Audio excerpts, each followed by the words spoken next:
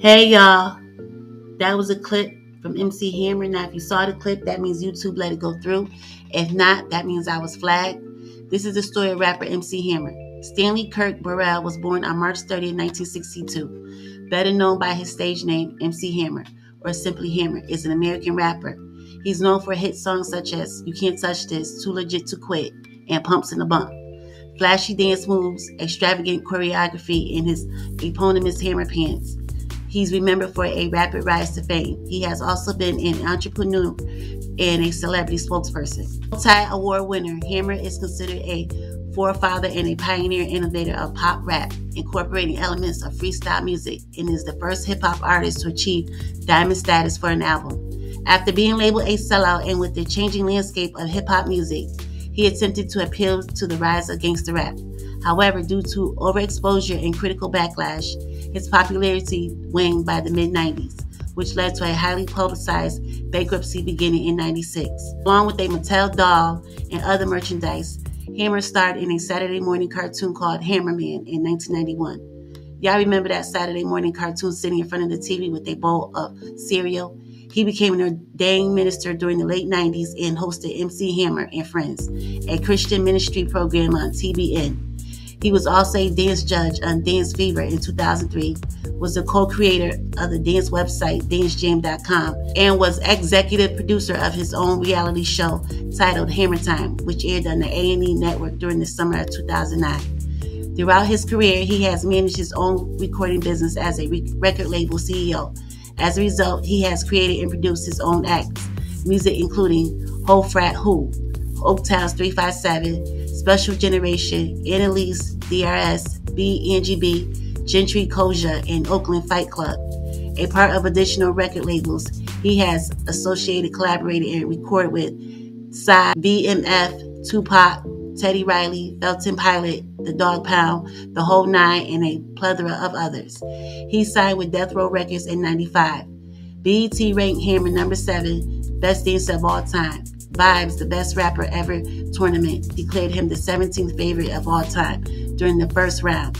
He continues to perform concerts at music venues and appears in TV advertisements, along with participating in social media and ministry outreach functions. He is also active in community and sports activities, being interviewed locally and nationally.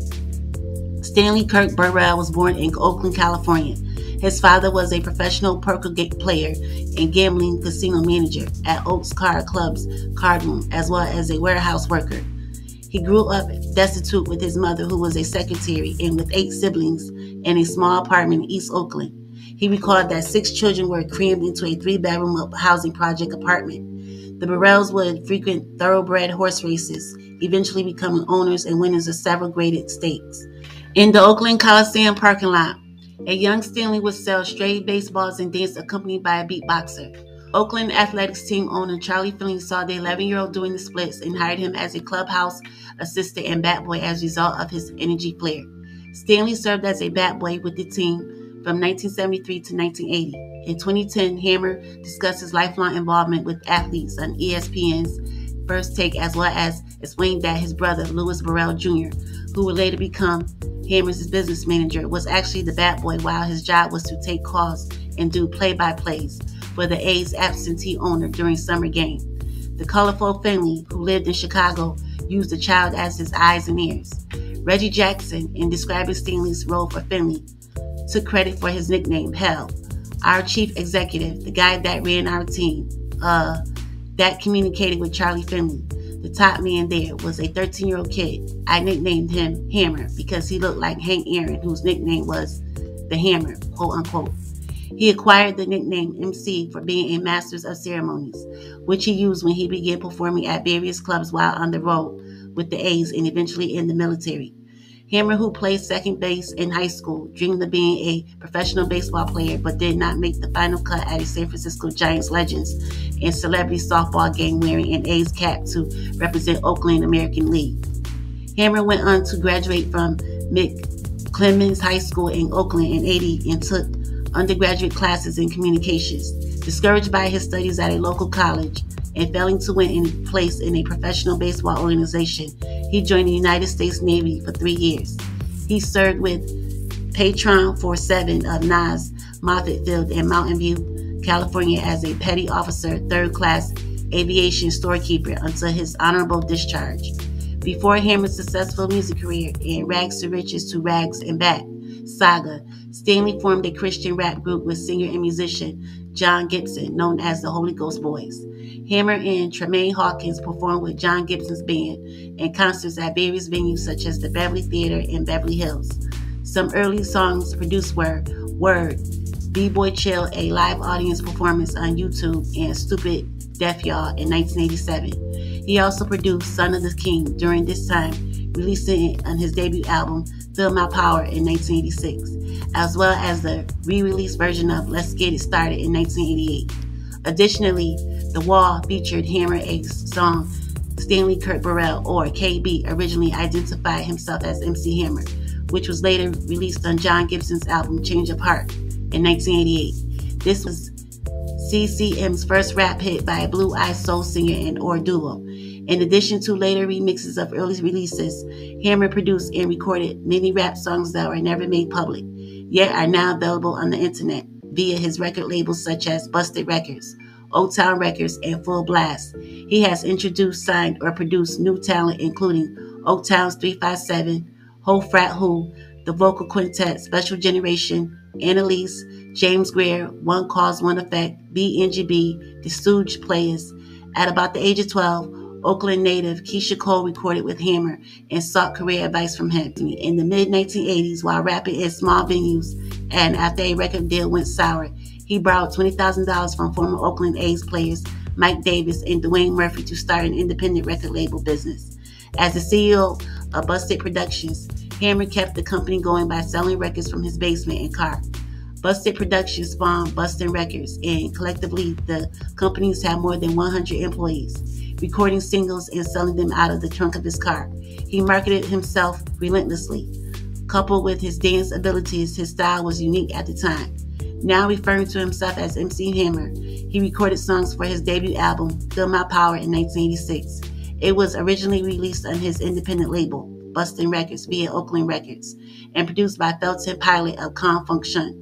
It sold over 60,000 copies and was distributed by City Hall Records. Hammer released singles from the album, including Ring 'Em in 1987, largely due to the strength of tireless street marketing by Hammer and his wife. In addition to continuous radio play, it achieved considerable popularity at dance clubs in the San Francisco Bay Area. In the spring of '88, a DJ at 107.7 played the track Let's Get It Started in his mix shows. Hammer declared he was second to none from Dougie Fresh, LL Cool J, or DJ Run within the song. He would continue to call out other East Coast rappers in future projects as well. Heartened by his rising prospects, he launched into 7-day-a-week rehearsals with the growing troupe of dancers, musicians, and backup vocalists he had hired. It was Hammer's stage show and his infectious stage presence that led to his big break in 1988 while performing in an Oakland club.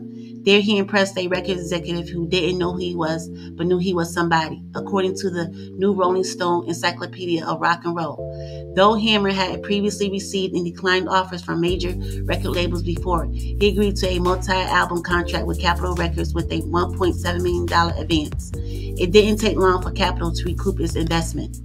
Once signed to Capitol, he re-released his first record, a revised version of Feel My Power, with additional tracks added, which sold over 2 million copies.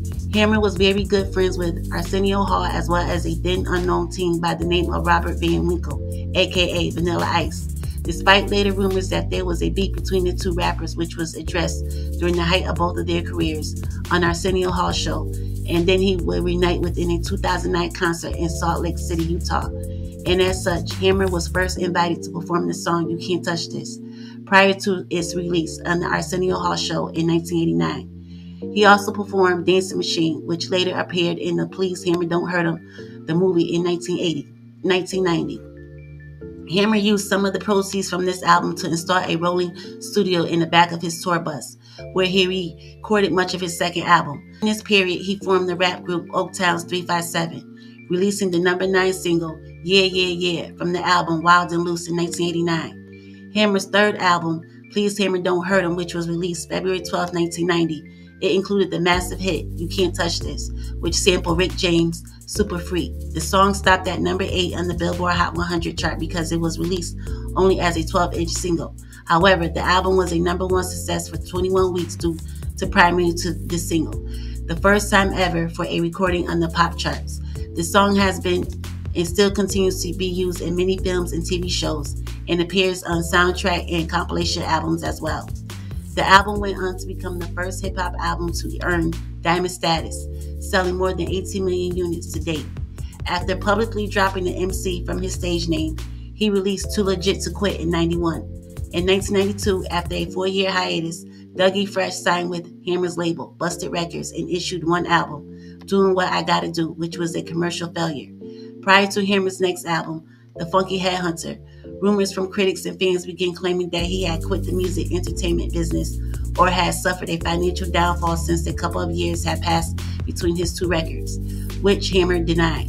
Additionally, he launched a new enterprise called Roll With It Entertainment and Sports Management, with clients such as Evander Holyfield, Deion Sanders, and Reggie Brooks. In 1993, his production company released the hit rap song Gangsta Lean by DRS from the debut album Gangsta Lean. By this time, he also parted ways with his only female executive music business administration consultant and songwriter, Linda McCall. She was also involved in several lawsuits against Hammer, which were eventually settled out of court. With a new home and daughter, a new record soon to be released in his new business, Hammer claimed he was happy and far from being broke during a tour of his mansion for Ebony. In 1993, he began working on his 5th album. To adapt to the changing landscape of hip-hop, the album was more aggressive, sounding, entitled The Funky Headhunter. The album was eventually certified platinum. He throws shots at rappers such as A Tribe Called Quest, Q-Tip, Redman, and Run DMC for previous shots that they threw at him. The video to the album's first single, Pumps in a Bump, was banned from heavy rotation on MTV, with censors claiming that the depiction of Hammer in Speedos and what appears to be an erection was too graphic. A cleaner video was released. On December 20th, 1994, Deion Sanders released Primetime, a rap album on Hammer's Busted Records label, which featured the minor hit, Must Be the Money. In 1995, Hammer released the album Inside Out. The album sold poorly compared to previous records, peaking at number 119 on the Billboard charts, and Giant Records dropped him and Oaktown Records from their roster. Along with a fickle public, Hammer would go on to explain on this album that he felt many of his so-called friends he had helped to staff and used and betrayed him, which contributed to a massive financial loss. His relationship with Suge Knight dates back to 1988. He signed with Death Row Records in 95, then home to Snoop Dogg and his close friend Tupac Shakur. Hammer didn't release any music from this album, Too Tight, while signed to Death Row. However, he did record tracks with Pac and others, notably the song Too Late Play It, along with Big Daddy Kane and Danny Boy. After the demise of Tupac in 96, Hammer left Death Row along with just about everyone else. Okay, y'all, thanks for watching. Please like, share, and subscribe.